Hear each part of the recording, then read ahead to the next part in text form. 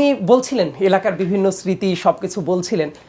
সাধারণত আপনার ব্যক্তিগত জীবনে হয়তোবা কখনো মানুষের কাছে অনেক হাততালি পান, কখনো হয়তোবা প্রচণ্ড ক্রিটিসিজমের মুখোমুখি হন, এবং এই যে এই মুহূর্তগুলা মানে কখনোই দেখা যায় যে ক্রমাগত ওঠানামা করতে থাকে।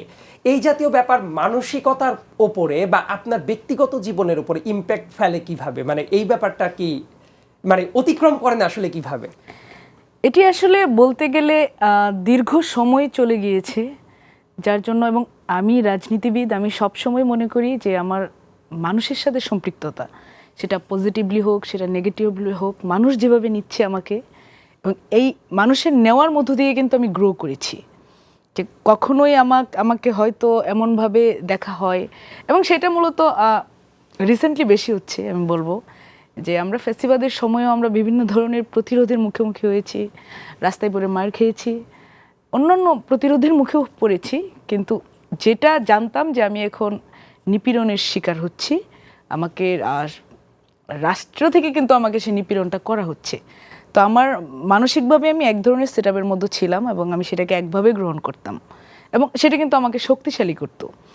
কিন্তু এই 5 তারিখের পরে যেটা হচ্ছে, মানে গণ অভ্যুত্থানের পরে যেটা আমাদের সাথে হলো, যে হঠাৎ করে আমাদেরকে দেখা হলো ভিলেন হিসেবে।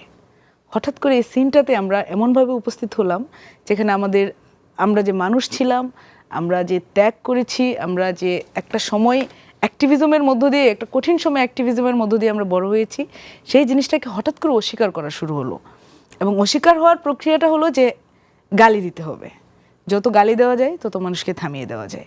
এবং এই যে গালি দিতে গিয়ে থামানোর চেষ্টা করাটা যখন হলো, সেই সময় কিন্তু আমি নিজেকে আরও নতুনভাবে আবিষ্কার করলাম, এবং আমি মনে করলাম যে থামিয়ে দেওয়াটা আগে একভাবে থামানো হতো, এখন অন্যভাবে থামানোর চেষ্টা করা হচ্ছে, এবং কোনো অবস্থাতেই আমার কিন্তু থামা যাবে না। আমার নিজেকে ওই জায়গায় ধরে রাখতে হবে যেখানে আমি ছিলাম, এবং আমি রাজনীতি করি, রাজনীতি মানুষকে নিয়ে, মানুষের সাথে আমার থাকতে হবে, কিন্তু একই সাথে আমার জানতে হবে যে কতটুকু আমি গ্রহণ করব এবং কতটুকু গ্রহণ করব না। কারণ গ্রহণ করা এবং না করার মধ্য দিয়ে কিন্তু আমি মানসিকভাবে কতটুকু স্টেবল, আমি মানুষের জন্য কাজ করার আগে আমি নিজের জন্য কতটুকু কাজ করতে পারবো, সেটাও কিন্তু আমার সক্ষমতার নির্দেশক হিসেবে থাকে। যুদ্ধটা নিজের ভেতরেই সব সময় চালাতে হয়, এটা সব সময় চালাতে হয়, প্রত্যেকটা মানুষ চালায়। এখানে যারা উপস্থিত আছেন আপনারা সবাই সেটার মধ্য দিয়ে যান। বিভিন্ন ধরনের মানসিকভাবে বিভিন্ন ধরনের পরিবর্তনের মধ্য দিয়ে আপনাদের যেতে হয়। যে আপনি এখন ভাবছেন একরকম, আপনার একটা সময় যাচ্ছে, কিছুদিন পরে আপনি দেখবেন যে সেই সময়টার মধ্যে নাই, আপনি অন্যভাবে যাচ্ছেন।